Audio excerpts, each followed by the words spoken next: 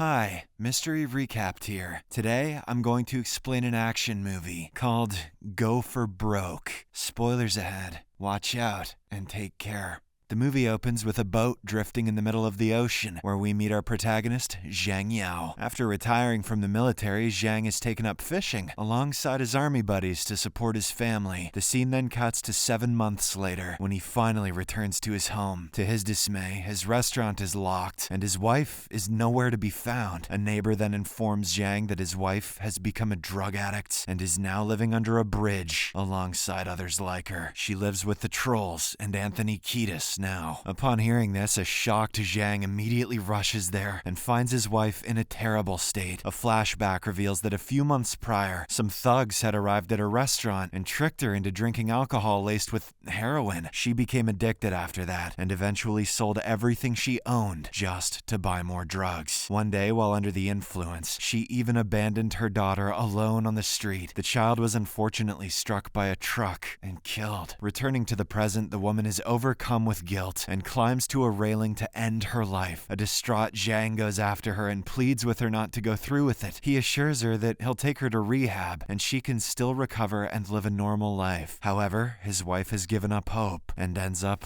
unaliving herself, leaving Zhang devastated. The scene then cuts to 2 years later, when a police officer named Andu conducts a raid on a drug trafficking hideout. He manages to seize a large number of drug packages and arrests the junkies. But suddenly, a man arrives to take the goods. He insists that only 2 packages are required for evidence because this batch belongs to Mukun, the city's biggest drug kingpin. Although Andu is frustrated by this, he has no choice but to agree. We are then introduced to Mukun, who turns out to be an old man struggling with poor health. He is visited by his right-hand man, Heita, who informs him about Mukun's illegitimate son, Suang. According to Heita, Suang is currently imprisoned in the Philippines and is a highly dangerous convict. After his mother died, he grew up on the streets and became a gang leader at a young age. Heita reveals that Suang has committed countless murders and doesn't even hesitate to eat people. Despite the heinous crimes committed by his son, Mukun remains unfazed. He states that he will not live much longer and wishes to make amends for his past mistakes. The old man then urges Heita to bring Suang to him using whatever means necessary. In the following scene, we see Suang sleeping peacefully in his prison cell. Moments later, several guards charge in and begin attacking him all at once. After the criminal finally passes away, we see our protagonist, Zhang Yao, entering the room. He then puts on Suang's uniform and makes several cuts on his face to make himself look like him. The next morning, Zhang Yao, now under the identity of Suang, is let out of the prison. He heads to the city on a ship, and along the way, he is greeted by Andu. It turns out that the police officer has hired Zhang to impersonate Suang so that they can take down Mukun and his operation. Zhang also seeks retribution for what happened to his wife and daughter, whose lives were ruined by drugs. Therefore, Andu instructs him to adopt the role of Suang and gain the old man's trust to dismantle his empire. Later, we see Mukun in a meeting with his trusted business partner, En-pei, who is also a chief police commissioner. They talk about Suang and express excitement about his return. Just then, Andu arrives at the house, and we learn that he is En-pei's nephew. He comes across En-pei's young mistress, Nancy, who informs him that the old men are meeting. Andu notices bruises on her and asks if his uncle hurt her again. However, she denies it, claiming it was her fault for saying the wrong thing. This makes Andu feel very bad, and it's clear that he has feelings for her. Sometime later, Zhang arrives at the house and acts like a madman who fears nothing. He immediately engages in a fight with one of Heita's henchmen and brutally beats him up. The commotion is eventually stopped by Mukun, who is overjoyed to see his long-lost son. He becomes emotional and embraces Zhang. However, despite the heartfelt moment, Mukun still needs to be sure that this man is his son, so he secretly takes some of Zhang's blood and sends it for a DNA test. In the evening, Mukun holds a grand party to celebrate Suang's return. He also receives the forged DNA test results and is relieved to know that the man is indeed his son. After that, Mukun heads to the stage and introduces Zhang to everyone as his long-lost son. He even gives his Buddha necklace as as a sign that Suang will be his business's successor. The next day, Zhang immediately gets to work and starts handling his fake dad's business. He first takes on the task of locating a drug dealer named Bale, who had stolen from their batch a few weeks prior. Zhang gathers a few henchmen and soon arrives at a dark and decaying building filled with thugs. He eventually comes across their leader, Bale, but before he can do anything, several thugs attack him. However, the former soldier defeats them with ease and manages to kill every one of them. He then brutally beats Bale and is about to shoot him to death. However, Bale begins crying and begging for his life, saying he is willing to do anything for him. Shortly after, Zhang returns to the house and proudly presents Bale and the stolen goods to Mukun. The old man is overjoyed because not only did his son return the drugs, but he also forced their enemies to submit. Mukun then finally trusts Zhang with his business affairs and sends him to inspect the drug production facility. Over the next few days, Zhang, along with Bale, goes to inspect their factories across the country. He then implements various strategies to improve their operations, resulting in a significant increase in profit. Days later, Zhang meets with Andu and gives him the locations of all their factories and shipping routes. However, the officer states that this information is not enough. He adds that Mukun has a private vault containing a large amount of black money and information about bribed officials. He also says that Mukun is powerful because of his partnership with Anpei and urges Zhang to stage a drama that will incite a war between the two of them. That evening, Zhang meets with Anpei for dinner and informs him that he will now only receive 10% of the profit rather than the current 40%. This obviously enrages the old man, who claims that he follows Mukun's orders and not anyone else's, but Zhang calmly shows him a video in which Anpei is seen killing someone. He threatens to expose it, and the commissioner responds by arresting him and locking him in a prison cell. In the evening, Bale and his men arrive at the police station and attack the place with Molotov cocktails and firearms. Meanwhile, Anpei is on his way home when he receives the news and becomes frustrated. He immediately calls Mukun to inform him of his son's actions, which leads to an argument between them. Unfortunately, the argument stresses Mukun so much that he begins to get increasingly sick. Anpei's car is soon hit by a bomb, sending it off course and crashing into a drain. Elsewhere, Andu frees Zhang from his cell and informs him that there's been a change of plans. Mukun is about to die, so Zhang must go to him right away to obtain the password and location of the vault. Later, Zhang approaches the dying Mukun, who apologizes for abandoning him and his mother many years ago. He then reveals the vault's location and informs Zhang that the password is in the Buddha necklace. Upon hearing this, a satisfied Zhang finally tells Mukun that he is not his son and that the real Suang is dead. This leaves the old man stunned, but he passes away before he can say a word. Next, Zhang heads to the living room and announces that the old man is dead. The lawyer then begins reading Mukun's will, which states that the next chairman will be Suang and that he will inherit everything that belonged to his dad. But this doesn't sit well with Heita, and he angrily shoots the lawyer. He shows his true colors and declares that he should be the next chairman, since he has been with Mukun for years. Heita then starts shooting everyone who doesn't side with him, creating utter chaos in the house. Zhang, Andu, and Bale team up to fight against him. However, due to the overwhelming number of enemies, the three decide to retreat and throw a bomb at the house. Most of the henchmen die in the process, but unexpectedly, Heita is still alive. He then begins attacking Zhang, but Andu arrives just in time to intervene. He drives his car straight at Heita and slams him into a statue. The force of the impact causes the statue to collapse and crushes Heita to his death. After the chaos is over, Zhang informs Andu of the vault's location and hands him the necklace, which contains the password. But as soon as he does so, Bale points a gun at Zhang, and Andu's expression turns sinister. It is then revealed that Andu is a crooked cop who has been plotting to take over Mukun's empire for a long time, but he never had the opportunity until Mukun requested his help in finding his son. He chose Zhang for the job because he was an exceptional soldier whose family had been destroyed by drugs. Andu then plotted the entire scheme to gain power, and it turns out that Bale is also his accomplice. However, the corrupt cop doesn't immediately kill Zhang because he still needs him for the next mission. He reveals that he murdered Anpei earlier tonight and smeared Zhang's fingerprints on the scene. Now, Andu plans to become a hero by arresting Suang, the notorious drug dealer who killed the chief of the police commissioner. After arresting him, Andu exposes Mukun's drug operation in front of a press conference. In the following days, he uses his authority to launch a massive cleanup campaign in the city. He destroys all of Mukun's production sites by setting fire to the factories. He even kills kills many of the workers in the process, most of whom are just poor, helpless people. After dismantling the entire drug mafia, Andu is praised by his department and even promoted to chief police commissioner. However, unbeknownst to them, the man has directed Bale to hide the drug packages so he can run his own secret business. In the next scene, Andu finally enters Mukun's secret vault and is surprised to discover a room containing a total of $2 billion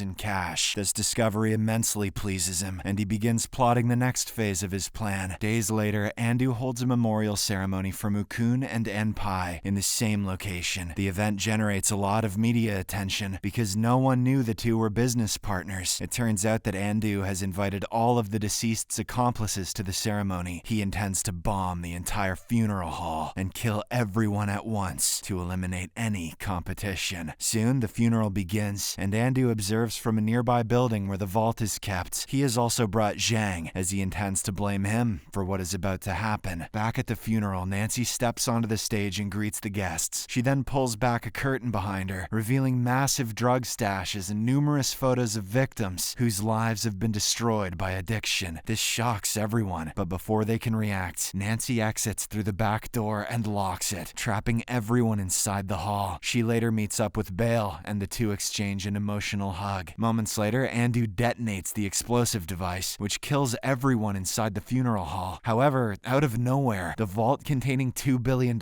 also explodes behind him, leaving him utterly stunned. The furious officer quickly realizes that this is all Zhang's doing. Through a flashback, we learn that Nancy was the daughter of an honest police commander who dedicated his life to fighting drugs. She worked as a doctor in a rehab, where she met Bale's younger sister, who was struggling with addiction. Nancy did everything she could to help the girl, and the young woman was eventually released from the facility. However, her recovery was short-lived, as she soon relapsed and ultimately ended her own life. On the other hand, Nancy's father was also killed by Mukun's gang since the commissioner was interfering with their business. This is when she ran into Bale, who was also grieving for his sister. They then went together to a shelter under the bridge, where addicts' families lived in appalling conditions. One day, some drug dealers attacked the shelter and demanded money from the addicts. Nancy and Bale tried their best to intervene, but were overpowered. Just when things seemed hopeless, Zhang appeared and saved the day by brutally beating the dealers and driving them out. From this incident, the trio decided to work together and seek revenge on those who had caused so many families to live in misery. Nancy first approached Enpai and used her charm to seduce him and gather inside info. She then turned her attention to Andu, knowing that he had a deep resentment for his uncle. Next, Bale pretended to be a drug dealer and deliberately appeared during one of Andu's raids. Zhang then made his appearance when he found out Andu was looking for someone to impersonate Suang. In this way, the three of them purposefully